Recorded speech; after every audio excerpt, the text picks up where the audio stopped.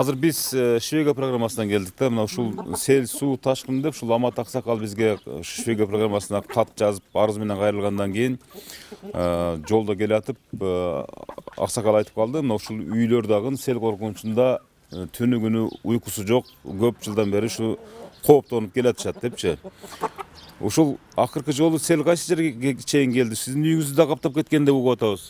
Акыркы жылы ошо неме 21 неметкенде мына жердеки песке блокторду алып кетти. Аябай суулуу келди. Келип алып мына үйдүн аркасынан кирди, сарайларды бузду. Мына коңшуларымдын үйүн полный каптап кетти. Каптап эшикке чыга албай калдык. Айнекте туруп алып эле жардам деп кыйкырабыз. Эч ким укпайт, бу жерден машина өтүп атат. Анан акыры баламды чыгардым эшикке. Баламдын мынеринен келди суу. Суу келгенден кийин келиними чыгардым. Келиними чыгарып анан мына неберелерим бар эле, неберелерими бирден алып бердим баягыларга. Көтөрүп анан семен ана песка блоктон наракка ыргытышты. Ыргытып анан кийин ана өтөдө кайным бар эле, ошонун үйүнө бардык. Ошонун үйүнө жат. Мына сарайдын ичинде дагы атыбыз бар эле. Атыбызды Кудай сактады. Баягы неметкенде атты чыгаргыла дедим. Чыгаргыла дегенде эле сарай күп көчүп түштү. Көчүп түштү, нарагы мынау коңшумкына кирди, наркынкына кирди, бәріникіне кирди. Бәріникіне кирип, биздики өтө жаман болду да. МЧСтен келип, мисалы бир ушундай кооптуу аймакта кичине көзөмөлгө алып, но каналдын жээктерин мисалы бийигирээк кылып тосуп, бир аракеттер болгон жокпу?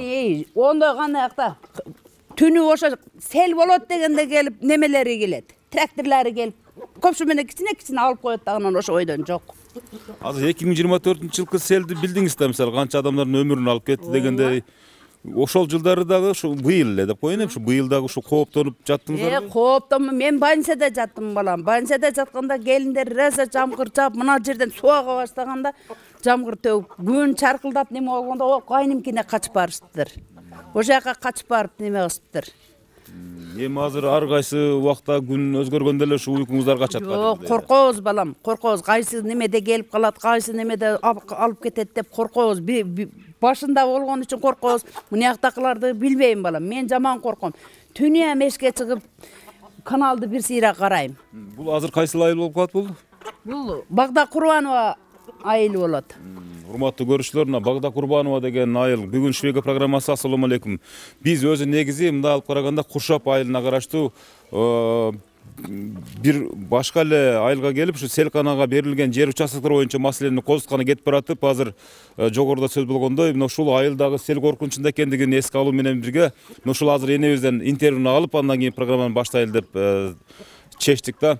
Бүгүнкү программада, урматтуу көрүүчүлөр, азыр биз алдыңкы мүнөттөрдө дагы сөз кылабыз. Келсеңиз, Амат аба. Мына ушул бизге жазылган каттын ээси ЛТР мамлекеттик радио компаниясы Швега программасына. Эми эне сиздин атыңыз эмне? Бурма энебиз болсо, бул азыр кооптуу жашап аткан ушул айылдын, ушу Куршап айылын деп коеюн, Куршап айылынын тургундарынын бири гана. Азыр өзүнүн айтымына караганда, мына ушул айыл чоң көчөгө чейин коркунучта экен. Чын айтканда, мына азыр каналында сиздерге көрсөтөбүз. Бул жерде мисалы ушул өзгөчө кырдаалдар министрлигине ушул айыл элинин бир шарты бар экен. Суранычы бар экен. Эгерде ушул программаны көрүп калсаңыздар, ушул аталган министрликтин ушул аймактагы бөлүмчөлөрү мына ушул маселени эске алып койсоңуздар деген ойду айткыбыз келет. Амат аба, азыр биз эми сиз келатып, мына сиз дагы ушул жерден ушул айылдын аксакалы катары, дегеле ушул Өзгөн районунун аксакалы катары, сиз дагы түнү күнү жөн жатпай, эми мен иштешинче иштедим, азыр мисалы жөн эле жакшы эле эч кимге сөз айтпай эле жашап деле жүрсөм болмок. Бирок ушул маселе мени уктатпай атат деп өзүңүз бир маселени козутуп программага кат жаздыңыз эле да. Анан муну ушул жерде тартып койсоңор деп бизге багыт бердиңиз да. Азыр эми биз мындан ары каяка барабыз? Анан эмне маселе козутулат? Урматтуу Куршап айылынын тургундары, урматтуу калайык калк, жердештер, мекендештер, мен атайын ушул жөн жатпай ушундай сел аккан жерлерди көрүп, пушайман жеп, ушул жерлердин аксакалы катары, тургуну катары, Баткен окуясынын ардагер катары мен тынч жатпай аргасынан бир топ инстанцияларга чейин ушул арыздандым, айттым, дедим, түшүндүрдүм, бирок бардыгы эле ушул өкмөттүн механизми жүрүп калган экен, аркага чегинүү жок дешип билгенин кылып атышат. Ошол себептен мен аркасыздан ЛТР телеканалынын Швега программасына кайрылып, анан ушул жерден кире бериштен булар тосуп алдым. Себеби бул илгери комплекс болуп турчу жалпы. Кийин анан Багда Курбанова деген биздин ушул комплексте ийри мүйүздүү сааныйлар болчу эле. Ошол жерде бир топ ошол Кыргыз Республикасынын депутаты, эмгек жана Кызыл Туу орденинин ардагери Багда эжебиздин атына анан ушул айыл ушундай деп аталып калды. Азыр эми мындан ары да көрсөтөбүз. Себеби суунун агымы ушунчалык улуу катуу келгендиктен бул бир тарабына келгени. Экинчи тарап болсо аркы талабы менен аралап кеткен. Бул жерде МЧСтин жана көрсөткөн көрсөтмөлөрүндө 50 гектар талааны каптап кетти деген жерлер бул жолдун аркы өзү болуп кетет. Эми бул чет менен келген. Бул чет менен келип туруп ушул жерден дубалды бузуп, мына үйлөрдү каптап арка жактагы, андан ары анан кийин Куршап айылына кирип, Куршап айылына Гафуржанов көчөсүн каптап, ошо менен ылдый анан жана Ош өзгөн автожолуна чейин жеткен. Мына ушул суунун башталышы болгон. Бул 2001 жылкы сел. Эми азыр мен ошол негизги жерлерди сиздерге көрсөтөйүн. Жүрүңүз анда. Урматтуу көрүүчүлөр, биз азыр ушул Аматова аксакалдын негизги жер деген сөздүн бир кыскача маалыматын айтып коеюн. Себеп дегенде азыр ошол жердеги биз алдыда көрсөтчү жерлерге берилген чектерге эми эл катары мисалы бирөө үй салгандыр, балким дагы үйлөр, конуштар көбөйүп кетет чыгар. Келечекте мына ушундай кооптулук жаралбасын деген максатта Амат аксакал, мушу аксакалдардын топ башында туруп жөн жатпай ушуну алдын ала айтып коеюн, деп коеюн. Ошондой мыйзамсыз берилген жерлерге мыйзамдуу мыйзамсыз аны дагы укук коргооргондор териштирет албетте. Азыр биз журналисттик милдетти аткарып маалыматты ушул коомго чагылдырабыз. Ачык айкынчы. Ошол жерлерди алдын алып коелу деген максатта программага кайрылган. Азыр эми ошол жакка бет алалы.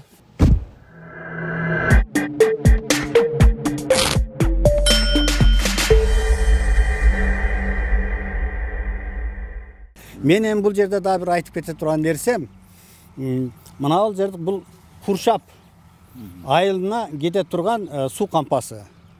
Куршапта 20 миң эл жашаса, бир 5 миңдей мына жерде Кайнар, Шерали, эме Шагым деген жерлер бар. Ошол жерде жашайт. Жалпы Куршапта 25 миңден ашык калк жашайт. Мына ушул суу кампасына Кызыл Сеңир жактан келет дагы, мына ушуга толуп туруп, мында мына азыр ана этекте да бир кампа бар, кудушундай. Ага толуп туруп, андан кийин Куршапка таркайт.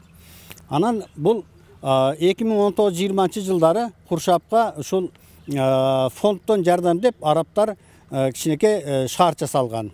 Шаарчага өзүнчө суу чыгарабыз дешип туруп, суу чыгарашыбыз деп. Мына жерге 50 тонналык кампа салган. Суу кампасын салган. Ал дагы ошол жактан келет. Себеби бул Куршаптын элине өзүнө суу жетпейт экен. Ошол себепте биз өзүнчө салайлы деп ошол турган 50 кубтук кампа аркысы. Ана үйдүн тушундагысы. Андан кийин 2001 бул эми салган туура эле. Бирок бул боюнча да мен айыл өкмөтүнө барып айттым. Мына жерден селдер жүрүп атса, анан силер кайра эле ушул жакка жабышып атасыңар. Бул туура эмес болуп калды. Эми салсаңар сала бересиңер. Эми биз салып атабыз элек, арабтар салып атат деди. Анан макул болуптур, анан ошол боюнча анан ушул салынып калды. Ал эми 2021 жылкы селде сел ушунчалык катуу келгендиктен азыр мына биринчи үйдү мен көрсөтүшкө аракет кылдым. Сел келип туруп ушул жерди кампаны суу толук каптады. Көрдүңүздөр канча бийиктикте турат жерден. 1,5-2 метр бийиктикте турат. Ошого карабастан ошону каптап ичин толтурду. Себеби бул бүтө эле. Азыр мына бул Куршаптын 3000 тонналык кампа салынып атат. Ушул эле багытта. Мында үстү жабылды эле. Анын жанында турбалардын баарын агызып, ошонун ичине киргизип сууларды. Жаман жана селдин сууларын, ылай сууларды, шагылдарды. Анан бул 6 ай чозулуп калды бунун бүтүшү. Ал эми ошол эле селдин суусу мына көрүп атасак Куршап кампасы. Кампасынын үстүндө турбалар турат. Анын ошол жерден баягы чиринди жаман ылай суулар кирип туруп, бул Куршапка 2 ай проблема калды суу чыкпай. Себеби чиринди жаман суулар кирип кетип, натыйжада буну дезинфекциялап тазалаш үчүн көп убакыт кетип калды. Эми андан кийинки менин ушул буларга айтайын дегеним, мына жерге 3000 тонналык биздин Евробанктан 6 миллион евро акча бөлүнгөн. Анын 3 миллион евросу ошол Куршапка бөлүнгөн. Анан ошо боюнча анан Куршапка анан кийин ушул кампа салып атканда менин ана жерде короом бар. Өтүп кетип атсам ушул балдар ушул ченеп жүрүптүр. Эмне кылып атасыңар десем, биз ушундай водозаборго ушундай жер аныктап атабыз. Водозаборду оны дөңчөдөн кылабыз деп эле десем, билбейм, бизге ушуну көрсөтүп берди өкмөт. Ушул жерден биз ушундай кылып ченемин алып атабыз деди. Бул селдин багыты болуп атат го десем, аны биз билбейбиз, аны чоңдор билет деди. Анан мен айыл өкмөтүнө барып айттым, суу сактагыч компания ушул селдин агымына туштап атасыңар го, бул кооптуу болуп калат го десем, эмне кылайлы, ушул жерде алар жактырышты, анан ушул жерге курабыз дешти деди. Анан ушул боюнча анан ушул суу калып калды анан. Анан мына кампа азыр бүтөөрдүн алдында турат. Мына азыр көрүп атасыздар, азыр иштеп атышат үстүндө. Анан ушул жерден азырынча суу берилди Куршапка. Куршапка дагы ушул ар бир үйгө труба тартылып, ар бир үйгө счетчик менен суу берилет деген ушул ген планында ушундай проектлеринде бар эле. Бирок эми бул боюнча аракет кылып атышат, иш болуп атат. Бирок сууну кампаны мына жерге туруп калышты. Бул абдан кооптуу. Эгерде 1985-жылкы каттуу сел келсе, ошондо бул жерге 200-500 килограммдык чоң таштарды агызып келген. Мыналардын бардыгы эле ушул таш болуп жатып калган эле. Анан ушул 246-чы контур деп коет буну. Ушул контурду эмне үчүн ушул күнгө чейин эч ким эч нерсе салган эмес. Себеби ал жакта 600 гектар жер бар. Мына ошол тоолордун башында жайыт жер бар. 600 гектар жерден суу топтолуп туруп, мына ушул колот менен ушул жакка карабай айдайт. Айдаганда анан кийин жана таштары, майда чүйдөлөр ушул жайыкта калып калат дагы, анан суу келет дагы, суу ушул жерден мына жерде бир чоң дөңчө бар эле, дөңчөдөн эки тарапка кетет. Бир тарабы ушул тарапка кетет, бир тарабы мына ал жактан наркы каналга түшүп кетет. Анан каналда эгер батса батып калды, батпаса каналдан ашып, анан Куршаптын Ылдыйык каналына барат. Ал жерге да батса батты, батпаса андан ашып кетет. Бирок 2021-жылкы сел ташкыны бул ушулардын бардыгын каптагандан кийин, бул жагын азыр көрдүңүздөр, мына жагы Гафуржанов көчө менен ушул Куршаптын ушул ичин каптап ары карап кеткен. Ар жагы болсо мындайча өтүп туруп, мына эки каналдан атта өтүп кетип, мына ал жерде баягы МЧС белгилеп жүрөт 50 гектар деп. Ушул талалардын баарын каптап, анан ар жакта Шверник, Куйбышев, Женчөрөев көчөлөрүн толугандан кийин жана селдин суулары каптаган. Натыйжада МЧСтин ченеми боюнча 201 үйдү суу каптаган. Бул фиксация болгону, ал эми жазылбай калганы, мындай эми боло берет, биз тазалап коебуз дегени канча ал белгисиз. 2021-жылкы сел деп айтып атасыз. 2021-жылкы сел. 2021-жылкы сел. 2021-жылкы селди айтып атат. Эми бул 2024-жылда эле мисалы Ош региондорунун бир топ айылдарын укмуштуу, мисалы коркунучтуу абал жараткан сел каптоолор болду. Аларда адам өмүрлөрү да кыйылды дегендей, эми ушул Амат аксакал дем үчүн биз кененирээк сүйлөттү. Себеп дегенде алдын ала айтып коеюн деген максатта, мисалы эртең эле бүрсүгүн эле бул табигаттын кырсыгы, табигаттын кубулушу, эч ким ага кепилдик бере албайт. Азыр бул негизги айтайын деген ой ушуга программасынан ушул суу кампалардын биринин артынан бири ушул сел агымына туш салынып аткандыгы да кооптонуу жаратууда деп ушул жанатан бери айтып атат. Кайра кайталаганына биз тажабай айтабыз. Себеп дегенде бул биздин программа мисалы ушул профилактикалык негизде тартылып атат. Кудай сактасын, Кудай кырсыктан оолак кылсын бизди. Бирок биз азыр келген ушул айылдардын бардыгы мисалы бул жерде азыр жаңыдагы салынып аткан үйлөр бар экен, жаңы берилип аткан чектер да бар экен. Ушунун бардыгын ушул жергиликтүү бийлик көзөмөлгө алып койсо деп. Азыр ушул Евробанктан дагы жаңы ушул суу кампасы, мына ушул арабтар салган суу кампанын жакка элине салынып атыптыр. Бул дагы азыр кызуу иштери жүрүп атыптыр, биз байкап атабыз, азыр өзүңүздөр деле көрүп атасыздар. Бул дагы ушул Амат аксакалдын айтымында, мисалы аксакал ушул жердин жергиликтүү тургуну, ушул Куршаптарга күйгөн, өзгөнтөргө күйгөн аксакалдардын сап башына турат десек жаңылышпайбыз. Ушуну алдын ала ушул Шебеги программасы аркылуу айтып коеюн, ушул коомчулукта ушул айрым бир чиновниктер же болбосо бир эл башчылары көрүп кала турган болсо, ушуну дагы алдын алып бир эске алып койсо деген. Качан эле баягы кырсык катталып, анан адам өмүрү кыйылып же болбосо бир апат башталганда гана ырылдап чырылдап калбай, бул бизге сабак болсун деген иретте ушул программага келип өзүнүн арыздаттануусун билдирип жаткан чагы. Анан мен Өзгөн районунун МЧСинин arız жазып, ал МЧС'тин өзүнүн жеринен көрүп кетишин сурандым. Куду ушундай болуп, сиздердей болуп ушул жерге келди айтты. Мен мыналарга эч кимисине уруксат берген эмесмин. Мен анда бар жеринен көрөлү дедим. Мен айттым, аналарды көрдүңүзбү десем, бул мусорду ким алып келип төктү дейт. Билбейм, ушул сиздерден рухсат алып, ошону төгүп атса керектир десем, жок, мен рухсат берген эмесмин деди. Анан барып, анан ал жердин баардыгын көрдү. Анан үйлөрдү көрдү. Азыр мен силерди ошол салынган үйлөргө апарып көрсөтөмүн. Көрүп туруп, аябай таң калдым. Мен буга рухсат берген эмесмин. Мен эч кандай немем жок. Бирок 2022-жылы МЧС корутунду берген экен. Оштон келишип туруп. Ушул сел түшүшү мүмкүн. Бирок жана дренажный арыктарды, анан чоң дамбаларды кургандан кийин гана рухсат деп айткан экен да. Анан ошол 2022-жылы премьер-министр кабинетинин токтому чыккан экен.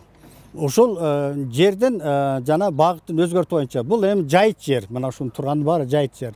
Жайыт жерде конуштарды курууга деп. Анан ошол жерде ушул жерлерди анан киргиздирип коюптур да. Конуштарды курууга. Эгерде ушундай эле жерди берем десе, мынанда турат 1,5 гектар жер. Бунун ар жагында 1,5 гектар турат. Анын ар жагында 2,5 гектар турат. Анын ар жагында 2 гектар. Кыскасын айтканда, бул жайыт жерлер абдан көп. Анын бунун ар жагында 1,5 гектар азыр айтылбай турат. Буну аябай жашырып атышат. Буну жерди арендага өткөзүп, арендадагы жерди элдерге чек кылып берип коюптур. Мына азыр мына жерлерге чек түшөбү? Бул автоматтык түрдө жерден көтөрүлүп чыгат. Мага зам өкмөт өзү, Кутман деген жигит өзү айтты. Ака деди, ошолор берилди, даже акчасын алып коюшуптур деди.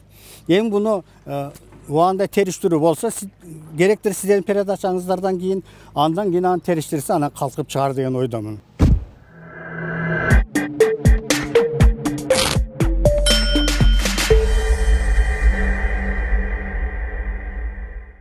Селден коркпойсуздарбы? Канча болду бул жерде алганыңызга? Былтыр эле апрелде алдык. Алып анан бирок бөлөп атканда ойноктон бери келдик, анан келип ошол жерден берилди. Анан кийин мына жерден балдар келди, эже бер силгелейт, жаман жер деген. Бул балдарга айттым. Ушундай деп койсом, жок эже, жакшы дедиле. Анан унчукпай калып калдым. Ошончо анан майнем мага эптеп үй салса болду дедим. Анан эгерде ошол жака көчүрө деген, көчүрсө, көчкөн сайын жашай берем дедим. Неге деп силгесе, билбейм эмне кылам. Бул сиздин азыр ата арабыңыз да тозулуп аптыр. Анан бул селкананын оозунда турасыз да, мисалы үчүнчү. Мыналардан өчүп кетет да, мынакка келсе, мынакка жоголуп кетет да. Анан азыр деле коркуп жашайм, жаман десе корком. Анан билбейм да кандай болот экен. Ошол менен чечип берсе деп ойлойм, даже нөлөттөн ойлоп коркуп деле жашап атам, үйүм жок эле, жок жашап атам азырчы. Ошону чечип берсе жакшы болмок. Азыр монтип эми чакан временка сыяктуу бир үй куруп алыпсыздар, азыр. Навесим жок, мына жүдөм азыр. Мына жашап атам азыр. Навеси жок, отун жок. Даже азыр иптеп үйлүү болмогон. Мисалы сиз ушул айыл өкмөттөн жер алып атканда мындай бир жердин кооптуулугу деген бар. Мисалы жер катмарынын өзүнүн бир адам баласына ылайыктуу бир шарттары бар деген ушулар сурап анан алдыңызбы? Айыл өкмөт бул салып берип коопсуздук берилет деди, анан кийин берилет десе, анан бөлгөн келдик. Мынактан полный чек дедилер, анан унчуп эле калып калдым. Азыр ноодо мындай ылдыйп баардыгы чек бекен. Бул Алмаз деген жигит, Гафуржан көчөдө жашайт. Анан булга ошол бул жердеги негизги үйлөрдү, негизги бейбежара, мүмкүнчүлүгү чектелген адамдарга берген да. Себеби булар кийин арызданбай турган болуш керек. Мына азыр Алмаз кандай жанталашып сүйлөшүп атат. 7 баласы бар. Анан мен келип айттым, таксыр экөө мына жерде ылайга тизесинен түшүп алып туруп, ушул жерде иш кылып атышыптыр. Анан айттым, мына сүрөттөрдүн баарын көрсөттүм. Мисалы кийин анан кокус тур эмес болуп калбасын, эртең бир өкмөткө барып бир сурап койгулачы десем, анан өкмөткө кирдиң, бала чакаңды териштип алып. Мен да бардым эртеси күнү. Таксыр дагы барды. Анан айттыр, бул өзүдөн беребиз. Фундаментин куюп беребиз. Анан үстүнө жыгач таштап коюпсуң, жыгачларыңды коюп беребиз. Калгандарын өзүң сала бересиң деп. Дайыл. Мен жерде мен квартирада, айнана квартирада адам жок. Алмаз азыр. Алмаз азыр. Мен эме кылам, ошол себептүү анан бул токтотуп, анан кайтадан таксыр анан ушундай чечимге келиптир. Кой, бүтүрүп бере берейин. Бул мен элдин акчасына мен салып атам деди. Таксыр өзү айтты. Элдин акчасы салып атат. мен бүтүрүп берейин. Мен милдетмен кутулуп коеюн, анан калган өкмөт эмне кылат, Алмазым эмне кылат, бул өзүнүн иши. Мен бүтүрүп ушул күл үчүн балага тапшырып койсом, Алланын алдында мен ушул карыз болбосом болду деп туруп анан ушул ишти кылып атат. Бул жердин бардыгы ушул мүмкүнчүлүгү чектелген, турмуш шарты оор адамдардыга чек берилген. Карып териштирсеңер болот. Bir suraysa. Al, patron. Bitti de bir memnun sura bereyim. Bitti surayı. Bitti surada. Bitti sura. Bizde sudan öde kıl. Uşağı çektelgen derdici. Allah mayli. Allah müşe tebe ol kaldı. Uşağı ıldıyra kapartsa bolvay o. Cev ıldıyra kaparsa mayli.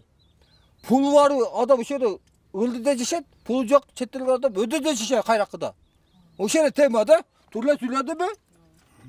Oşu tema, turla söyledi mi? Ошону айтып атпайбы? Oşu tur. Жерлер көп берсе болот. Ardıcı, mayli. O aytsaçı, mayli. O aralaşıp ketdi, o bilem olçu. Qarap tamdaş gerek da. Eskenki. Bu iş bayağı uşunu bir emes, ekte gruppada adam balası var. Onda hem gruppada ilvatlı biri 85'ler, 86'lar salt berdi uydu. Gruppada yeme ol. Oşanın baş jetçikere hökmetinden. Mayli hökmetke jamanda mı aymet? Radım hökmetkeçi. Oşanın oylayış gerek vardı. Arkitektirem oylayış gerek vardı. Sulu. Ne adı? Uşağı su kaçı. Kami degendeçi. Kamda 100 putkeni. 30 tane 40 tane su gitti. Men uyume. Кетет.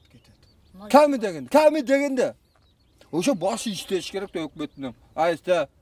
Muna. Mayli erte şayla olat. Muna 86'lar muna ustalpa görüp buna. Aytayın ustalpa görüp. Anam oylayış gerek. Ustalpa uşu men emeğe bara dedim men atı uçuna. Erkaydım malasına. Jet emeğe uyal aytal aytып gurpay görtü. Aytıp bar aytay dedim. Ertek şayla olganda şayladat başka ol çok bu. Karaş gerek. Аңды сезип бош керек. Гурпай көртөт, башаң көртөт. Азыр ушу салып койгон үйүңүздү дагы эптеп салып койгон үйүңүздү да жылдырабыз деп ошондо. Буну алдын ала айтса болбойбу деген маселелерди, бу чыгашууларын төлөп беребиз деди. Бардым, ушинтип аткой десем айтты. Майли эгерде неме болсо мынакка көчүрүп берет, кыжылып болсо мынактан жер бөлүп берем деди. Урматтуу көрүүчүлөр, биз жана жогоруда айттык го, мына ушул курулуш шаймандарынын жараксыз абалдагыларын бул жерге алып келип мусор иретинде төгүшүп, андан кийин кайра бул жерди кийин ойлонушкан окшойт менимче. Мисалы, жер участкалары ушул сел кооптуулугун жаратышы мүмкүн деген далилге кийин өздөрү ынанган окшойт деген ойдомун да. Андан кийин анан бул жерди азыр башка жерлерге көчүрүү аракетин жүргүзүп атыптыр. Ал үчүн ошо курулган силердин кетирген пайдаңарды эме чыгашаңарды кайра толуктап беребиз, андай мындай кылабыз. Анан бул курулуш иштеринен чыккан ушул курулуш материалдардын жараксыз абалдарын өзүңөрдүн ушул жерден топтоп күчүңөр менен тегиздеп буну башка жака алып чыккыла, биз майыңарды, техникаңарды камсыздап беребиз дешти. Ошол Анан калганын өзүңөр чогултуп туруп кайра таштагыла, башка жака алып баргыла деп атабы? Бизден болот деди, калганын топтоп. Жок, сиз суроо бербейсизби? Анда эмнеге бул жака алып келип таштадыңар дебейсизби? Аны мен бу жер ушул жерге таштап турганда ошондой ойлоп калдым, мен деле билбедим да. Биякты эми келесем түшүнбөдүм. Азыр эми бул жерде 246-контур дедиңиздер, Аматова. Бияка келсеңиз, мисалы, бул жерде 2 үй түшүп калыптыр. Калгандары чек бойдон, документ жасалган бойдон турат азыр. Сиздин айтайын дегениңиз? Менин айтайын дегеним, мен ушул жерден баштап туруп, айыл өкмөтүнө, акимчиликке душман болгонум ушул жерден болуп атат да. Мен эми ушул жерден күнүгө мына короомо өтөмүн. Өтүп туруп, мен ушуларды көрүп туруп, кантип зеним кейбейт. Кийин кокус сел келип туруп ушуларды ушунча адамга бир жаралгандан кийин 18 жаштагы өткөндөн кийин бир жол гана чек берилет. Ал чекке адам үй тамсалат. Ошол жерден бала чака өстүрөйүн, тарбиялайын, ошол жерден өнүп өсөйүн деген ниетте болот. Анан ошондуктан ушул жерден анан чектерди кыркып бере баштаптыр. Анан мен айыл өкмөтүнө барып айттым, мына жериңер туура эмес. Бул селдин нак нугу болуп атса, анан мен өзүмө жана сиздерге арыз жазганда ham көрсөттүм беле.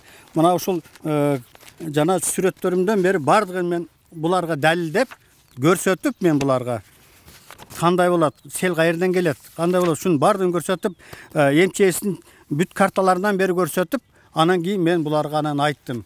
Ушул жердин элдердин бардыгын эле айтып чыктым мен почта. Бу жерге үй салбагыла дедим. Үй салсаңар качандыр бир мезгилде суу чоң сел келет дагы бардыгын агызып кетет. Кылган нерсеңердин эч нерсесин таппай каласыңар деп. Анан мына бол азыр Жазгүл, Миргүл, сиңдиңдин аты. Ушуларга мына салынган тамды bunun ошо Миргүлдүн классташтары 20 жылдыктар. Ушулар салып беришти ушуну. Азыр эми булар тиричилик кылып, жанынын арагына навес салып атат, көмүркана кылабыз деп турабы? Демек, талпынып атат. Булар жашоо үчүн умтулуп атышат. Мен бул маселени айыл өкмөтүнө койдум. Мыналар мынтип атат. Силер пока бул үйлөр көтөрүлө электе тийиштүү жерден жер бербесиңер десем, анан булар мага душман болушуп, арка өзүдөн чек беришип туруп, мына жерде менин 80 соттук багым бар. Атайы буну мен областтан, райондон, токтомдордун чечими менен Өзгөн газетасына акционго койдургузуп, андан чыккан конкурстук негизинде бардык шарттарына ылайыкташтырып туруп, анан кийин ошол жерде эрозияга каршы, суунун ташкынына каршы кылып, анан кийин көп жылдык анан бак тиккенмин. Мен азыр ошону да сиздерге көрсөтөм. Азыр эми мага тийиштик кылып туруп, ошол багыңды алабыз, бул өкмөттүн жери. Мен айттым. Амат аба, мындай да, мисалы мына, сиз ушул жерлерди нары өтүп, бери өтүп, жергиликтүү тургун катары, аксакал катары көрүп, айтып койгонуңуз үчүн, тилден кеткендигиңиз үчүн, анан сиздин азыркы өздөштүрүп койгон ушул бак тарагыңызды дагы жер участокторуна бөлүп беребиз. Сиздин дагы жериңизди кыскартабыз деп ушундай душмандык кылып аткандыгын. Анан кыскасы тема ушундай экен да, кыскасы мына ушул жерде айта коем деп, ушул жерде элдин кооптуу жагдайын айта коем деп, анан өзүңүз азыр ушул бир топ жылдан бери көрктөндүрүп, жашылдандырып койгон ушул 12 жылдан бери жашап аткан сарайыңыздан айрылган турасыз. Сарайга тийишпейт. Мен көртөндүргөн бакка гана тийишип атышат булар. Анан себеби мына чектин учу ошол мен бактын чекесине чейин жеткен. Анан азыр бул Жазгүл айткан мына жерде, бул жердин түбүндө 6 участкадан 10 участкага чейин жер бар. Азыр эми ошолор келип айтып атат да, давай мен участкамды таап бергин деп. Анан буларга анан азыр айтканы ошол. Ошол жердин түбүндө 6-10 участкага чейин бар. Анан ошону мына аркы чекеден береткен дагы берип туруп, ошол тетиги ошол корого чейин жеткизебиз деп атат. Бирок мыналардын бардыгына казыктарды кактыргызып, мына үй бүттү, бул дагы бир 10 күндүн ичинде бүтөт. Анан аркы жерлер, кээ жерлерине фундамент коюлуп, шагыл төгүлүп, чегерен мындай кылып тоскон. Кээ бирлери тоскондорун алып атат. Мен айттым, алгыла дедим, болбойт бул жерде. Баары бир өзгөртөт дедим. Бул селкана дедим. Буну урматтуу биздин президентибиз Садыр Нуркожоевич, ГКМБнын төрагасы Камчын Ташиев, анан биздин мына бая көктөндүргөн бакты баягында кылып аткандыгы боюнча Бакыт Эргешевич, булар көңүл бурбаса болбойт да. Мен булардан суранам. Мен азыр эми мына сиздердин каналыңыздарга кайрылып атамын. Мен МЧСтин Оштогу өзгөчө кырдаалдар министрлигинин биринчи замына чейин кирдим. Ал айтты, ушунчалык болуп атыптыр, эми биздин Кортундуну окуп атасыз деди. Биз дагы ошондой визуальный гана иретинде Кортунду өрөбүз. Эми албетте аякта 600 гектардан чоң жер деди. Ошол жерден түшкөн сел качандыр бир күнү каттуу нөшөрлөп жаап берсе, толук каптайт деди. Ага биз гарантия бере албайбыз деди. Ал эми Өзгөндүн МЧС начальниги мен айттым, силер ана баш жагынан ушул дамба куруп берем деген экенсиздер десем, ал айтты, мен андай кура турган шартым дагы жок, кыла албайм дагы, мен мына ачык айтып коеюн деди. Ал тема мени кызыктырбайт деди. Анан анда сиз Кортундага кол койдуңузбу деди, мен кол койгон жокмун деди. Бирок кечеги мен МЧСке жазган арызыма Өзгөн районуна алар ошол Кортундага кол коюп бериптир. Сел болушу мүмкүн деп гана. Ал эми Оштук болсо, ушун оларды биз дагы адам жөнөтөм, мына жумада эми бере турган болдум ага Кортундусун. Бирок сиз деди, прокуратура менен ГКМПге арыз жазып коюңуз деди, бул темада деди. Ошол жанагы коррупционный берилген жерлер боюнча, мына үйлөрдүн чыгымдары боюнча, эми ушул жерге 300 000 акча өкмөт коротту.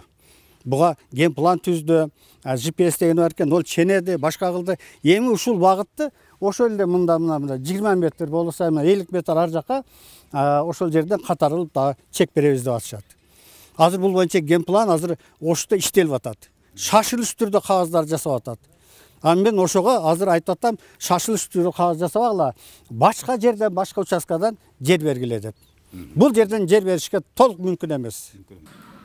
Куршау айыл өкмөтүндө турак жай үчүн жер тиркөө сурап кайрылган, башкача айтканда муктаждардын саны 5000ге жакын болгондо, ушул мына көйгөйлүү маселени чечүү максатында Кыргыз Республикасынын Ministrler Kabineti'nin toktonu menen 2022 yılın oktyabr ayında 36,5 hektar yer Türkiye'si altı konuştun yerleri kategoriyasına katılırlar. Başkaça aytkanda transformasyonlangan oşul transformasyonlangan bolgan yer 36,5 hektar yer yerдің içinde Bağda Kurbanova kişi ayrılığında жақын жайғашқан 5 hektar yer Türkiye'si dağı var da al cahit yer bolgan. Ama bildiğin özür dep жатқан cahit yer Türkiye'sine oşul 5 hektardın içinde bu yerdi Ahmet verdiği ki beri boyunca hiç kanday toktan yer kesim kavlanan emes da burada verdiği Ahmet'e kendisini tüzüp kalgan. Yok mizan talabına tura kerilegendikten 2019 yılı kendisini toktatılgan. Bu yerde sel apartını atlamak su diyorlar. Al yerden üstünde daha bir yerin altında üstüne var. Transformasyon olan yerçe. Hakikaten bayakta ama toz olgan yer daha girette bu oşoğa oşonmaydı otar. Verdiği ama sözün mizandı жақсы түсінген kişi қатары жөніне 5 hektar al özünün kızılsızlığından oynadı. Al kişinin başkaдағы поворот деген учаскада көп жылдық бақ тарақтарыңыз бар, асфальт жерден daha 1 hektar жері var. Андан сырттардағы төлеген дегенменен осы жеткен жерлері var. Бұл жерден бұл кişi мыйзамсыз тосып алғанда Өмірзат. Бақыт ағай, мен ошол мыйзамсыз тосып алган Амат Бердиевдин жерин да көрүп келдим да, ал жерде канчалык деңгээлде өзүңүз деле бир мезгилдерде келишимдер болгон экендигин тасыктап атпайсызбы? Бирок 2012 жылкы сел коркунучу, сел каптаган мезгил, 2017 жана 2021 жылдагы кооптуу сел жүргөн аймактардын катарына кирген ушул өзгөчө ушул ГО участкасы деп коет экен го. Ушул ГО участкасындагы 246 контур тагыраак айтканда 6,34 гектар жайыт жер боюнча болот да, сөзчү. Сөз ошол боюнча болот. Менин түшүнүгүмдө анан бул жерде эме деп турат да. Ошол 246 деп атпайбызбы, контурчу. Бул илгертен селкана болуп келгенин сиз деле жакшы билесиз да. Селкана болуп келгенин, туурабы? Анан бул жерден селдер агып турган, таштар агып жанагы Улуу Жибек жолуна чейин чыгып турган. Мына 2021 жылы эле Куршап айылында ошол жанагы сиз айтып аткан айылдагы көчөдөгү үйлөрдү каптап кеткен боюнча дагы айтып атат да. Мен анын сөзүн гана баягы эми бир тараптуу болуп калбасын деп ошол жердеги бир энемдин үйүн тарттым эми кошочу. Ал деле азыр кооптуу жашап атабыз дейт да. Анан ошого бир сиздин жообуңузда муну может быть карап чыгасыздарбы же может карап атасыздарбы? Себеп дегенде азыр мен барып көрүп билип келдим, жолдун мисалы сол тарабындагы участкаларды кайра оң тарапка алуу боюнча дагы иштер жүрүп атыптыр, туурабы? Мындайда баягы кыргыздан кеп барып жети өлчөп биргестерчи. Biz al yerде ölçüp başarılıp bayan telapatın arağından üstü zağıran, bakuranın üstü zağıran baseyin varmış 4-5 yergeçe. O şeyi toplular. Tarağın da bu azıkkı Fransa'ya vergendiği hiç kanday korkunuş yok. Olacaktan emkeyiz korkun görgen. Madağına ondan alıp durup kaza tranjeleri kazılar. Buna ücret salıngandan giyince. Bu yer hiç selge korkunuş yok. Oşonluktan bu biz emkeyi isteyen Kanal stansiyadan, bazı kişi organlardan korkup alganбыз. Ошон үчүн министрлер кабинеттерибизде токтом чыкканда, токтомду биздин негизинен сунтабыз. Азыр жанагы Бакыт эге. Баягы азыркы ошол жерде 1-2 үй салыныптыр да, мүмкүнчүлүгү чектелген адамдар салыптыр, бечараларчы. Бир өзүнүн 20 жылдык өзүнүн классташтары, айылдаштары салып бериптир. Алардын айтымына караганда, эми ал жерди кайра тиги көчүрөбүз, ошол эле кетирилген суммаларды биз төлөп беребиз. Жолдун бул тарабына саласыңар эми деп айтып атыптыр да. Ошондо мындай колмолдоп калган. Баягы мурунку иштеген жерадыстар баягы координаттарын койдурбай туруп генплан түзүлгөн да. Азыр биз ошону оңдош үчүн Итраземден ассистент келип, архитектурадан sebep gelip, göçeden gelip, 4 koordinatların koyup implant süzdük. Ol uylar vazifasında sanıp kalgan, hani biz süydönüştük, biz özümüz kayasıdır visal vereriz, özümüzse. Ошол бүт мыгына чейин алып бересиздер да эми ошондо ошол бечаралардын эми ал үйлөрдү урушуп чекчейип салып алып туруп. Rakülüçe visalını verip, al süreç oldu. Төшөгүн көйлөгүн көтөрүп эле кирип жашай бере турган үй салып бересиздер. Bu da kalas ошондой болот, Анан кийин баланы көрдүңбү? Баягы Дези Ахмат деген козулган жери, дагы о азырга чейин да личный делер тозулган, биз алган жогон жокпуз. Салынган үй да десептен тагында турат. Көрдүм. Бирок эми Бакыт агай мисалы үчүн ошол мейли Амат Бердиев деле мыйзамды сыйлаган киши өңдөнөт, себеп дегенде ал минтип айтты бизгечи. Мейли мен ушул өкмөт күчүм жетпейт, эч качан соттошсок, оттошсок дагы күчүм жетпейт. Мейли алса алсын, бирок мен өздөштүргөн бак дарактарды мындай бак катары, сейил бак катары пайдаланса дагы болот эле деген өзүнүн ички багы ойлорун айтты да, мисалы үчүнчү мен ошого деле макулмун депчи. Ошого ал кишине эч ким баксап экени эмес, бирок коюп туруп рахмат, бул эч ким саясатыбыз ачык участок беребиз го. Ооба. Участок бергенден баягы участокко туура келген жери гана алынат, калган бактары ошого кишилерге пайдаланууга бере берет да, баягы чыгарган адамгачы. Кайта пайдалана береби, ошондо? Жок, баягы мен жери алсам участок. Оттоктон да соп битетін фундамент нормада түшкөн жерди кылчым кырганда калган дарактарды мен өзүм пайдаланам да, ал кишине мен ыраазы болуп кылып коюшум керек да, мынтип. Түшүнүктүү болду. Бакыт мырза. Жакшы түшүнмөм киши. Ооба. Бир кызык адамдын мусулман жерде канча баягы жаштардын неме табыт чечип атпайбы? Ооба, Бакыт мырза, Бакыт агай, эми сиз бул жерде көп жылдан бери иштеп жүргөн ушул профессионалдуу адис катары айыл өкмөт башчыңыз деле маек бергенде сизчелик сүйлөп маалымат бере албайт эле магачы. Бул жердеги жанагы мен барып тарткандагы баягы суу бассейндери же болбосо суу кампалары деп коебуз, мисалы, бир эмеси экинчиси бүтүп сырдалып атыптыр мен барсамчы. Анан үчүнчүсүн да курбасак болбойт деп ал жерге курулуш материалдарынан чыккан таштанды, жараксыз материалдарды төгүп коюпсуздар. Ал жерге дагы ушул суу кампасын курабыз деген максаттачы. Биринчисин түрктөр куруп бериптир, экинчисин ушу Евразийский банктан акча бөлүнүп, аны бир Жаанбаев деген Умар Жаанбаев деди, мен жаңылышпасам ошондой бир жаран куруп атыптыр. Тендерден утуп алып турчу. Ал жерге Тараза үй салгандан кийин баардык коопсуздугу каралат. Телефат болбойт. Таштануулар баардыгы алынат. Мыйзам чегинде баягы Тараза үй салгандарга эч кооптуу болбой турган шарттар түзүлөт да. Макул. Рахмат. Бакыт агай. Мындайда биз келечекти ойлоп, эми балким мынагул азыр батышта, Европада болуп аткан суу ташкындарын алуу максатында бул маселени дагы кайдыгер карабай тарттык да. Негизги максат ошол. Мисалы үчүн 2024-жылкы сел суу ташкындары боюнча маалыматыңыз менден да көп болсо керек. Биз ойлобогон жерден селдер келди, биз күтпөгөн жерден сел адам өмүрүн алган дагы ушундай бир кокустуктар болду да.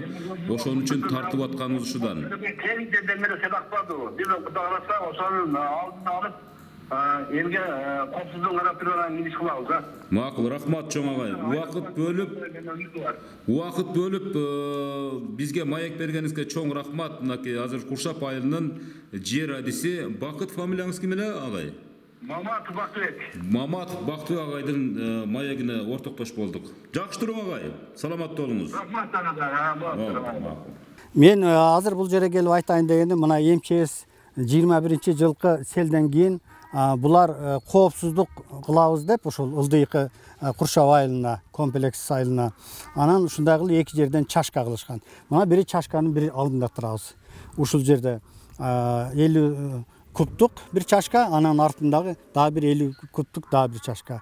Мына кечеги жөнөкөй эле жамырдын суулардан кийин булардын акыбалы мына чашканын азыр эч нерсеси калбады. Бардыгын агызып кетти. Анын чашкага эмнелер бар эле? Бетонор бар эле тегерек. Бетон жөн эле көл атып эле койгон. Мен айттым, силер буну көлөп атасыңар, бирок жердин кырчышын бузуп атасыңар дедим. Бирок ага баш ийбеди. Биз ушундай кылбасак болбойт экен деп. Мынакей жердин кырчышы бузулуп азыр ар түрдүү акыбалга келип калды.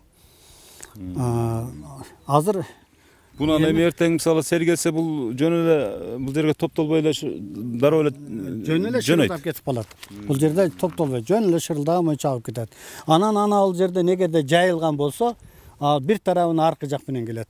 Азыр ошол мага өчөшүп баягы мына менин мына жерде 80 соток жерде ушу бак тиккенбиз.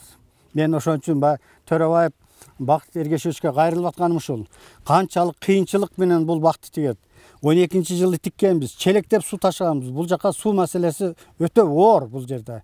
Анан капельный система кылып, районда биринчи жолу капельный системаны ушул мен койдургузуп, ошончо расход көп кетип калды. Анан ушул жерге ушул акыбалды келтиргизгенбиз да. Анан айтып атат, сен мыйзамсыз бул жерди алып алгансың деп.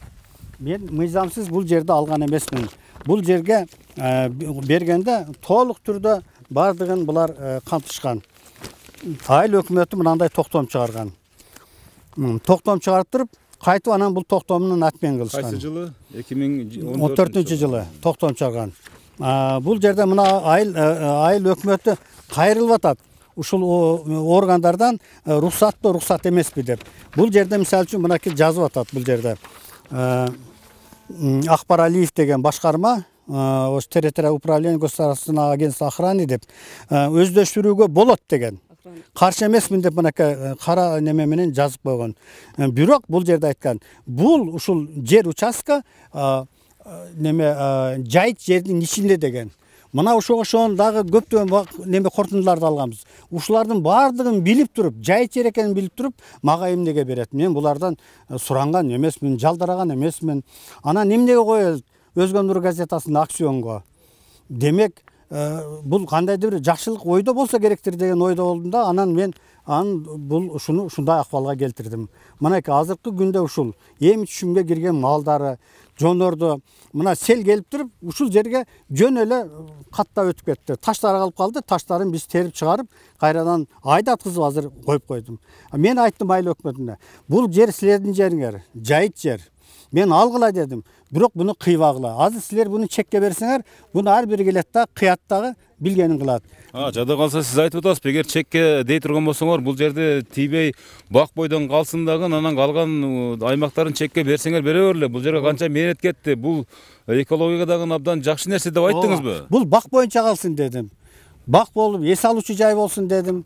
Мен ошол комплекске ушуну көрсөтөйүн деп ушунчалык бак тигип, бул жагы тиги Баткенден өрүктөрүн алып келдиргизип туруп, эми жаштарга бир жакшы нерсе болсун деп туруп, ушул акыбалга келтирип туруп, аны ушундай кылып койгону өтө өкүнүчтүү. Мен эми 12 жылдан бери ушу бала чакамды кыйнап, челектеп суу ташып, кийин капельный система кылдык. Анан да көрүп атасыздар, бочкаларды алып келип коюп, ошолордон суу түтүкчөлөрүн чыгарып, бул азыр Куршапта бул жок. Куршапта эми пайда болду. Клубникеге баштады мына 2 жыл болду. Эми шлангалар менен эми ушул капельный системаны эми көрсөтүштү. Буга чейин булдай нерсе өзгөн районунда жок эле. Биринчилерде болуп жасап, көрсөтүп, эксперимент кылып көрсөтүп, газетага чыгарткызып, бирок анан эми акыбалы келди да, азыр эми булар мен мына көрүп атасыздар, селкананын тушу турат да мынакей. Мен ушуну ушунчалык айтып, айнанайдар, койгулачы, ушул эртең элдин убалына каласыздар дегениме ынабастан, анан ушуну уруксат берип алышып туруп, эми 300 000 сом акчага күйүшүп, буну менимче ГКМ текшерсе чыгат, бул каяктан келди, ким күнөөлүү, эмне үчүн күнөөлүү, эмне үчүн ушундай берип койду. Эми бул өзгө жылдыргызып туруп, эми мына ушул бакты кошуп туруп, анан кийин чекке себеп көрдү да, мынакей бак турат бир топ жылдардан бери. Значит, мына жерден суу кете берет сел деп. Жок, сел аны жерден келгенде мынанын түбү менен кайтып кетет. Азыр о жерден келатканда көрсөңүздөр керектир. Селдин нугу бул жака да бурулуп кеткен. Анан ошондуктан бул абдан кооптуу. Эми селкананын дарбазасы, негизи дарбазасы мына ушул алдыда турат. Ошол жерден сел кайсы жагына таркаса, ошол жагына ооп кете берет. Ошон үчүн бул жерге чек берүүгө мен каршымын. Чек бериштин менимче кажаты жок деймин да. Арадан качандыр бир мезгил өтүшү мүмкүн, ушундай болушу мүмкүн. Мына бүгүн Испаниядагы, Италияда эмне болуп атат? 73-жылы сел болгон экен, мына азыр эми мына 2024 жарым кылымдан кийин кайрадан сел болуп туруп, эмне деген гана нерселер болуп атат. Эми бул эгер согуш мезгили болсо билесиң, кимдер келет атат, жок кандай келет атат, канча адам келет атат, кантип согушуш керек. Бул болсо үнсүз, тилсиз жоо болгондуктан бул бир заматта 15 мүнөт жааганда мына жерлерди суу каптайт. жарым саат жааганда комплекс суу каптайт.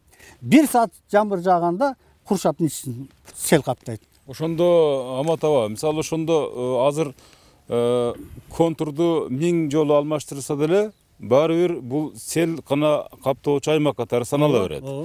Эгерде азыр эми ошол тиешелүү мамлекеттик органдар буга чейинки алешемдик деп коебуз да, эми ошондо бул жакка которуп алып туруп кийин кайра элдерди бул жакка өткөлөк окуй, бул жактан сел келеткен деп айтып аткандын өзү да туура эмес. Анан бул жакка которгондо сиздин багыңыз кошо кирип атат эми ошондочу. Анан бирок ошол эгерде ошол иштер ишке ашып калган күндө деле ушул бакты алгыла, мейли алгыла, бирок бакты кыйбагыла.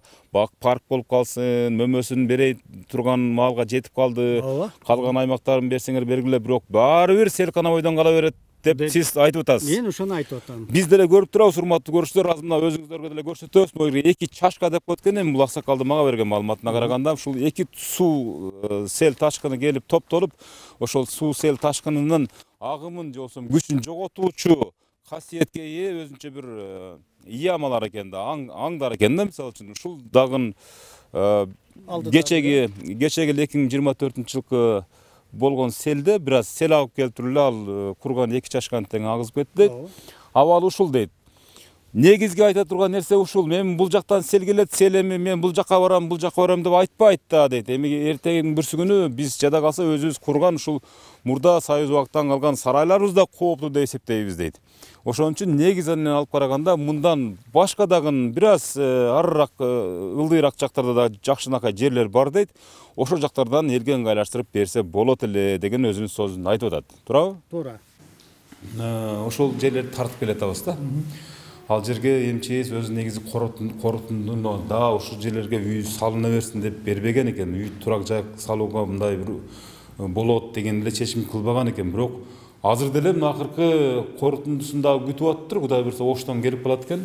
Бирок ошо сиз мурда иштеп жүргөн ошол өзгөчө кырдаалдар министрлигинин кызматкери катары. Азыркы мына ол селкана деп 246-контур, ол Гафуржанов көчөсүнүн үстүндөгү берилген жер тилкелер. Ал жерлер селкана деп айтып атат да. Мисалы мен аксакалдын сөзүнө ишенбей өзүм барып келдим да. Барып аксакал менен кошулуп барып келдим да. Чын-чынына келгенде ал жерде азыр 2 суу кампасы бар экен. Андан сырткары 3-үчүсү дагы даярдалып алдында турат экен. Ал жерге мына ол шаардагы курулуш объектилеринен чыккан баягы жараксыз материалдар апарып таштап, цемент жана башка мындай. Анан ал жер 3-үчү кампа болуп даярдалып атыптыр да. Ал селдин нугу экен өзү негизи. Өзүңүз деле барган болуш керексиз. Сиздер тараптан ошол мезгилде уруксат берилди беле? Ошол бул жер селкананын нугу, эртедир кечи жамгыр же аба ырайы өзгөрсө, бул жерлерге сел түшүү коркунучу болушу мүмкүн. Же сала бергиле бул жерге сел түшпөйт, бул жашоонга шарттуу, кооптуу эмес деген ойлор болгонбу. Дегеле ошол боюнча айтып берсеңиз? Бул мындай болгон да, мурда ошол департамент мониторингтен келген адистер келип өздөрү көрүп кетишкен, бир жолу баардык жактарын караштырып, анан кийин алар корутунду берген өзү негизичи. Ошо эмне деп берген корутундуну? Турак жай эми бул жерде негизи сел келе турган эме, мындай жылган ичи да. Анан ошол селди бир жагы менен нар жагы, өдө жагы менен алып кетсе, бул жагына турак жайга курганга болот дегенде корутунду берген да мурда. Ошондо өзгөчө кырдаалдар министринин корутундусу ошондой болгон. Ооба. Анан кийин ошого карап, кийин анан жерди трансформацияга даярдаган, по-моему, менин билишимчечи. Ошондо сиз эмне болуп иштечелеңиз? Мен ошондо өзгөчө кырдаалдар адиси болуп иштегенмин ушул жерде. Ошондо Оштон келген департаменттен келип көрүшүп өздөрү анан корутунду берген. Ошол сел келе турган нукту башка жакка бурсаңар, бул жак ошондо безопасный болуп калат, ошондо чекке берсе болот дегендей корутунду берген да. Олордун даже макулдугу бар болуш керек корутундудачы. Өзгөчө кырдаалдар министрлигининби? Орда кол коюп берет да. О жерде мисалы үчүн ошо министрликтерден, агенттиктерден бардыгынан уруксат берилгенден кийин анан жер трансформация болот да. Менче алар дагы макулдук берген да. Атыңыз ким дедиңиз? Мамыр эке. Ошондо мисалы сиз өзгөчө кырдаалдар министрлигинин ушул Куршап айылдык бөлүмүнүн кызматкери болуп иштеп тургансыз. Анан ошол жер участоктары, контурлар коюлуп, уже жер тилкелерге даярдалып аткан мезгилде өзгөчө кыргызстан министринин берген корутундусун айтып атасыз. Ошондо сиз ага чейин министрликке же шаардыкка сизден үстүдө турган жетекчилерге сиз өзүңүз бергенсиз сунуштама, келип өзүңөр мониторинг жасап көргүлө ишенбесеңер деп туруп. Бирок азыр сиз ушул Куршап айылынын тургуну катары азыр өзүңүз барып көрсөңүз деле, ал жерге 2 чашка деп ал жерде көрүп келдик, 2 бир айлампа баягы сел апаттарынан тосуу үчүн атайын бир аңдар бар экен. Бирок ал кечеге 2024-жылы келген апаттан жөн эле кичинекей эле бир арыктай болгон сел жууп кетиптир ал эменичи, айлампанычы. Сиздин көз карашыңызда? Эми ал жерлер жылда өзү тазаланып турат. 2 сел атып бар. Биягы 50, биягы 20. Ал жылда тазаланып чукурлар тазаланып турат. Себеби ошо жаан чачым көп болгондо суу жогорудон келгенде биринчисине толуп, анан экинчисине толуп, анан ошол баягы суу кампанын өдөсүнөн бияка кетчү чоң дренаж казылганда, ошо менен анан каналга түшүп кетиш керек. Демек сиз кооптуу эмес деп эсептейсиз ал аймактарда азыр берилип аткан. Болгондо мүмкүнчүлүгү чектелүү жарандарга берилип туруп, урматтуу көрүүчүлөр, чынбы? Эми ал жагы кандай экенин мен билбейм, бирок сел кепилдик бере албайсыз. Мен эми азыр бир нерсе деп айта албайм ага. Бирок эми адистер келип көрүшкөн да. Жок, азыр сиздин мындай эми азыркы иштеп аткан ишиңиз эми башка экен, таптакыр элечи. Азыр ошол мезгилде иштеп турганда, ошол документтерге кол коюлгандарда сиздин атыңыз ошол мезгилдеги сиздин иштеп турган жумушчуларыңыз актив болгон да. Ошон үчүн сизден сурап атабыз да. Демек ал жерлер баары бир канчалык тиги арык катса да, канал катса дагы бирок кооптуулугу менен кала берет деген ойго кошуласызбы? Жок, ошондо мындай деген да. Ошол МЧСтен келгенде, департаменттен, Оштон келгенде. Ошол жылганы ол наркы О участкасына кетчү жол бар да. Ошол жолдун жанынан бул наркы жылгага казып туруп алып чыгып кетиш керек. Ошондо ошо казылганбы ошол жолдор? Бирок ал жер казылбай калып кеткен. Бирок анын ылдыйрагынан казылган да. Демек башка жерден казылып калган. Демек кооптуулугу дагы деле бар. Бар, кооптуулугу. Ат жөнүңүздү айткан? Менин атым Мамыр, фамилиям Сазанов. Кайсы жылдан кайсы жылга чейин иштедиңиз? Мен 22 жыл иштедим, 23-кө чейин иштедим. 1 жыл иштедиңиз, э? Урматтуу көрүүчүлөр, биз азыр ошо Куршап айыл өкмөтүнүн мекемесинин ичинде турабыз. Бул жерде Куршап айыл өкмөтүнүн башчысы Келдибаев Сактан деген мырза Бишкекке кетиптир, командировкада деди, иш сапары менен. Ал эми бул ушул эле айыл өкмөтүнүн орун басары Эралиев Кутманбек деген бар экен, бул дагы иш сапары менен, бирок Москвада экен. Ошого байланыштуу азыркы күндө биз бул жетекчилерден толук кандуу маек ала албадык. Эми келбей койду, бизден албай койду деп олтурбасын деп ушул жерден атайын факт түрүндө маекти берип атабыз, интервью маалыматты берип атабыз. Эгерде мүмкүнчүлүгүңүздөр болсо, ушул эфир чыкканга чейин урматтуу ушул Куршап айыл өкмөтүнүн башчысы жана тийиштүү адистери биздин ЛТР мамлекеттик телерадио компаниясынын Швега программасына барып маек берип койсоңуздар болот. Биздин эшигибиз ачык. Эгер бербесеңиздер, анда ушул маалымат менен чектелебиз. Анан коомдук пикир кандай жаралат, аны да убакыт көрсөтөт. Бирок урматтуу көрүүчүлөр, биз ушуну менен токтоп калбайбыз, абалды сөзсүз көзөмөлгө алабыз деген ойдобуз. Себеп дегенде мына дагы бир баса белгилеп айтып өтүп кетейин, ошол жердеги жергиликтүү ушул тургундар өзгөчө баса белгилеп айтып кетейин, мүмкүнчүлүгү чектелген жарандар. Себеп дегенде ошол участкалар жер тилкелери мүмкүнчүлүгү чектелүү жарандарга деп берилген экен. Арасында бардыр эми мындай толук кандуу эле мындай кадимкидей адамдар үчүн берилген дагы жерлер бардыр, бирок көбүнесе мага жеткен маалыматтар боюнча алар кооптуу абалда жашап атабыз деп дагы эле айгай салышууда. Ошол эле мезгилде дагы бир нерсени айтып өтүп кетейин, ушул биздин программага аралашкан ушул Амат Аксакалдын айтымына караганда, бул аксакал деле айтат, эгерде кооптуу делген аймактан коопсуз деген аймакка көчүрүлгөн учурда деле, ошол мен бир топ жылдар бою эселеп, эмгектенип, тер төгүп, челектеп суу ташып бак кылган багымды деле ала бергиле, бирок ал бакты эс алуу бага катары койгула. Аны жер тилке кылып бербегиле. Мен деле макулмун ошого, мээнетиме, башкама. Бирок ошол мезгилде деле мисалы ошол биз тарткан аймак дагы эле кооптуу деп айтып кала берди. Бирок бул аймакты эми балким ушул жергиликтүү бийлик канчалык деңгээлде өздөрүнүн билим деңгээлине жараша чечет, аны да убакыт көрсөтөт. Биз дагы бул темага сөзсүз түрдө кайтып келебиз. Урматтуу көрүүчүлөр, абалды байкап турабыз. Кийинки жумадан жолукканга чейин сак саламатта туруңуздар. Өкмөтүнөн, өкмөткө жамандабай эмес. Ыраадым өкмөткөчү. Ошону ойлош керек.